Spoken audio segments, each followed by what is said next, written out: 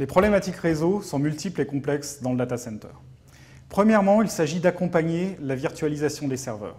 Aujourd'hui, les entreprises doivent faire un compromis entre l'optimisation des ressources serveurs d'un côté et l'explosion du nombre d'éléments connectés au réseau de l'autre côté. Donc aujourd'hui, vous avez plusieurs adresses MAC, plusieurs adresses IP, plusieurs VLAN par machine virtuelle, plusieurs machines virtuelles par serveur, plusieurs serveurs par rack, plusieurs racks par data center. Donc on se retrouve dans une grosse explosion. Deuxième point, les machines virtuelles ne sont pas immobiles, donc elles bougent. Comment on accompagne ce mouvement? Est-ce qu'il faut tout reconfigurer chaque fois qu'une machine bouge au niveau du réseau? Ensuite, cette virtualisation de serveurs amène un besoin en bande passante, ce qui fait que les serveurs aujourd'hui sont fournis avec des interfaces réseau 10 gigabits Ethernet. Donc le réseau doit fournir une haute densité 10 gigabits avec un cœur à plus haute vitesse, aujourd'hui de 40 gigabits. La latence est extrêmement importante.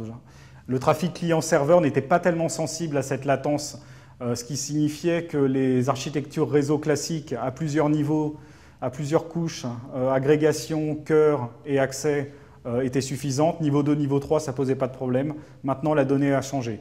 Aujourd'hui, il y a beaucoup plus de trafic entre les serveurs, de trafic est-ouest, ce qui fait que la latence devient extrêmement importante. Une autre problématique, c'est la convergence entre les réseaux de stockage et les réseaux Ethernet. Aujourd'hui, contrairement à avant, les ressources sont de plus en plus mutualisées et il y a de moins en moins de sens de garder ces deux réseaux différents.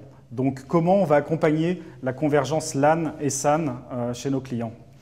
Et le dernier point, c'est ce qu'on appelle la virtualisation des data centers, de manière effectivement à avoir un seul data center logique, mais qui se trouve sur plusieurs sites physiques différents, et ce qui peut aider notamment pour tout ce qui est recouvrement sur désastre.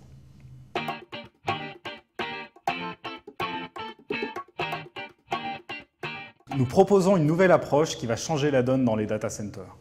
Nous proposons une simplification de la virtualisation, une simplification des architectures réseau tout en augmentant la performance, une simplification du management, une simplification de la mobilité des machines virtuelles. Nous proposons pour cela un processus de migration à nos clients en commençant par l'architecture réseau. Nous sommes capables, avec nos produits à très forte capacité 10 gigabits Ethernet et qui supportent le 40 gigabits aujourd'hui, de créer une fabrique de niveau 2 extrêmement évolutive qui nous permettent de supporter une centaine de serveurs jusqu'à 14 400 serveurs au sein du même domaine de niveau 2. Ceci en fournissant une latence qui n'excédera jamais le 5 microsecondes. Le deuxième point est que notre technologie de profil réseau virtuel nous permet d'automatiser la gestion des virtual machines au niveau du réseau. C'est-à-dire que nous sommes capables d'authentifier toutes les machines virtuelles et de leur appliquer automatiquement, sans reconfiguration, un profil qui est composé de paramètres de qualité de service, donc de la réservation de bande passante ou de la priorité applicative, et des paramètres de sécurité, paramètres de VLAN, paramètres de liste de contrôle. Troisième point, notre architecture réseau fournit du lossless Ethernet, donc qui nous permet de fournir de l'Ethernet sans perte de paquet, qui est la condition sine qua non pour la convergence entre le LAN et le stockage. Et effectivement, cette technologie est valable pour le Fiber Channel sur Ethernet, mais aussi pour le iSCSI. Et de manière générale, le lossless Ethernet va améliorer la performance des applications. Dernier point, la virtualisation des data centers.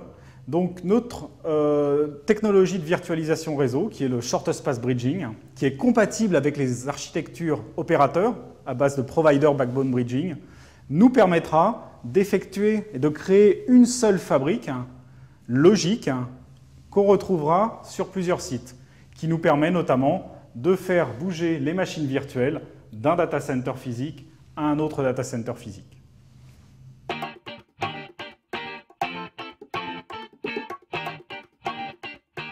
Les avantages majeurs de la solution Alcatel-Lucent sont une architecture extrêmement évolutive et performante. On peut commencer avec une centaine de ports serveurs, on peut monter jusqu'à 14 400 ports serveurs.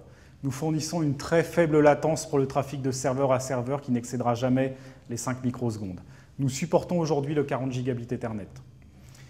L'investissement dans Alcatel-Lucent est linéaire, c'est-à-dire qu'on peut commencer effectivement avec une infrastructure à plusieurs centaines de ports serveurs et monter. L'investissement sera linéaire.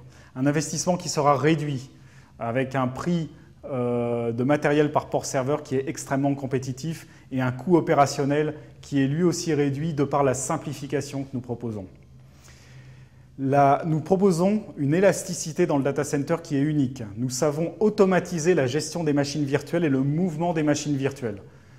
Nous savons faire ça dans un data center, mais aussi à travers plusieurs data centers différents.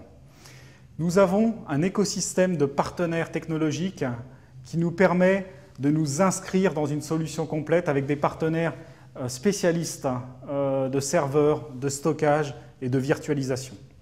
Enfin, nous avons une offre de services qui est dédiée pour les déploiements data center.